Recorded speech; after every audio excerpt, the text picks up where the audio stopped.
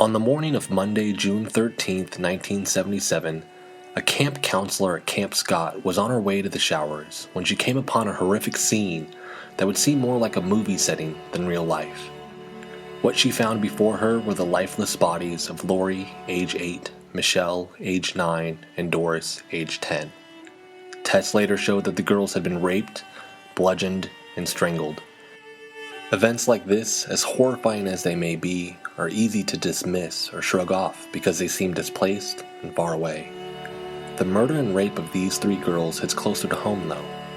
You see, these girls are from Broken Arrow in Tulsa. And Camp Scott? It's only 40 miles east of Tulsa. I'm Stephen Morales, and welcome to this special Halloween episode of Local A-List.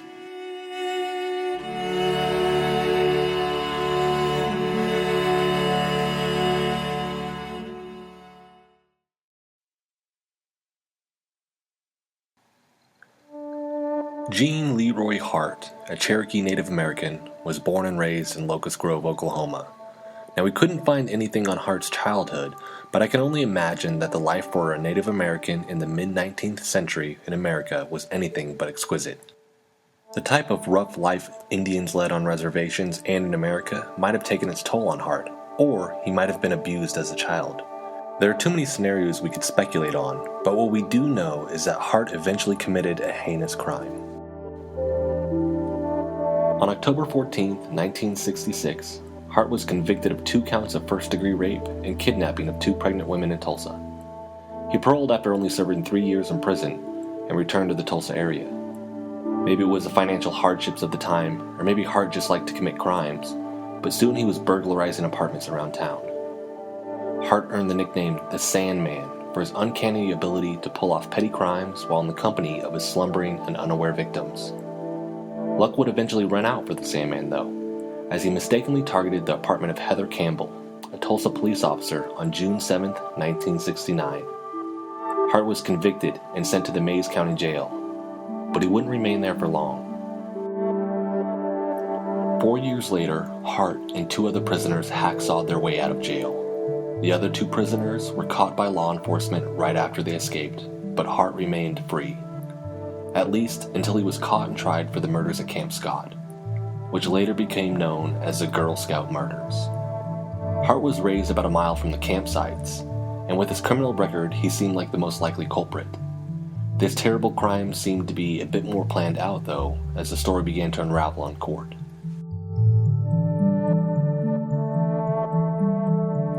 Camp Scott is located 40 miles east of Tulsa in Locust Grove, and it sits on a 410 wooded acre lot, which could accommodate 140 campers and 30 staff. Campers would come to stay for 2 weeks to enjoy various activities such as hiking, crafting, swimming, singing around the campfire, and gathering at the bread barn to play.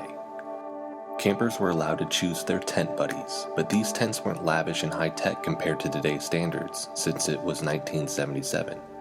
In fact, Camp Scott had no lights in the tents, and aside from the campers' flashlights, the only light sources provided at the time were the camp unit's kerosene lanterns, as is noted in the book The Camp Scott Murders, written by C.S. Kelly. The tents were a 14-foot by 12-foot tent base constructed of wood and covered by canvas. Inside the tents were 4 mattress-laden bunks.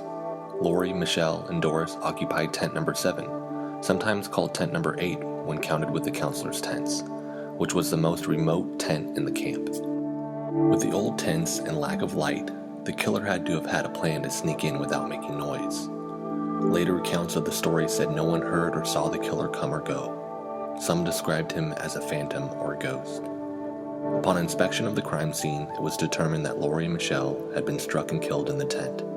Doris was less fortunate, as she was dragged into the woods and then killed. I don't want to go over the crime scene in vivid detail, but tape, rope, a gag, and a flashlight were all collected from the scene. I can only imagine how horrified everyone must have been, and just how scared those girls were. The rest of the campers were put on a bus the next morning and sent back to Tulsa, not knowing why they had to leave.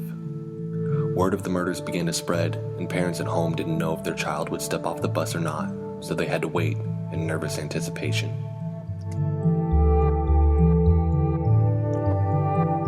Hart was still at large and would become a suspect for the Girl Scout murders after detectives found items linking Hart to the crime scene. A cave not far from Camp Scott had a couple of photos of two women which were later identified after appearing in local newspapers. The photos were taken by a prison guard at a wedding he attended, and Hart later developed the photos while serving prison time for his first crime. I'm not quite sure why Hart would have developed the photos, but I can only assume it was part of his work he was given in prison. These photos place him at the cave near Camp Scott. Tape, plastic from a garbage bag, similar to the one wrapped around the flashlight found next to the girls. The couple of photos of two women, eyeglasses, and a newspaper that was from the same edition as the piece discovered in the flashlight left next to the girls' bodies were all found in the cave, which placed Hart potentially at the scene of the crime. This was enough to convince the detectives that Hart was their man, so the hunt began. Hart would prove difficult to track down, and local recounts of the events recall Hart being likened to a ghost wandering around the woods. 10 months after the search began, Hart was finally caught at the home of a Cherokee medicine man in the Crookston Hills area. With a jury of 6 women and 6 men, Hart's trial began in March of 1979 in the Mays County Courthouse. The local sheriff pronounced himself 1,000% certain that Hart was guilty. The jury, however, did not agree with the sheriff, as Hart was acquitted of all charges, stating inconclusive, indisputable evidence against Hart. And this is where the story gets peculiar. Less than 2 months prior to the murders, a camp counselor came back to her bunk only to find her things had been ransacked and her donuts had been stolen. Inside the empty donut box was a very disturbing handwritten note in which the writer vowed to murder 3 campers. The director of the camp session treated the note as a simple prank and discarded it. Leela Ramsey, a juror on the trial, later stated in a documentary that she didn't say Hart wasn't guilty. Rather, the evidence showed that it couldn't have been just one person. Many of the jurors felt that this crime was committed by more than one person, and the defense attorney for Hart, Mr. Gavin Isaacs, said that the footprints in the girls' tents didn't fit Hart's, and neither did the fingerprint on the flashlight. Hart had had a vasectomy years prior to the crime, so his defense said the DNA evidence left at the crime scene couldn't have been his. Since these events, the camp has been shut down and the people have moved on with their lives, but a dark secret remains. A camp counselor later recalled sounds waking her up in the night, describing them as low and kind of guttural. Upon investigating the sounds with a flashlight, she noticed they disappeared. She proceeded to survey the woods and the girls' tents, but the sounds went away. After a short while, she went back to bed. Later, it came out that 2 camp counselors were frightened by 2 men at the camp the night before the murders, and some campers claimed to have seen a man wearing army boots behind a tent. Another man was seen by the latrine the night of the murders. And this brings us back to Hart, who was returned to prison after being acquitted, as he was still an escaped convict that had only served 3 years of his 308-year sentence. Shortly after, a local Cherokee medicine man stated that the Great Spirit would rise up and strike Hart down for what he had done, if guilty, that is.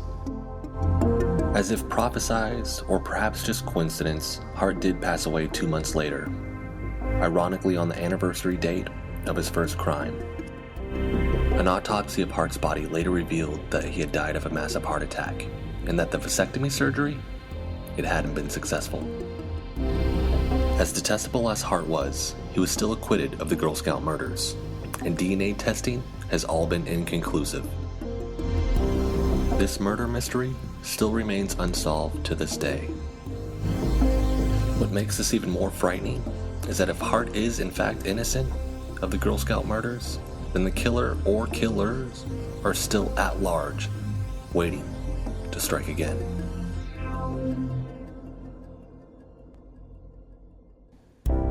I'm Stephen Morales, and this episode was written by me and produced by myself and James Pesch. If you like scary stories and have kids, I've actually written a kid's book called Color Me Zombied that actually stars my son Caleb. Now, this isn't really a super scary story, it just happens that the main characters are all zombies. Caleb himself actually goes around and colors the town from black and white back to color. That night, Caleb dreamt of all the amazing colors he had discovered that day and some things happened for the first time since the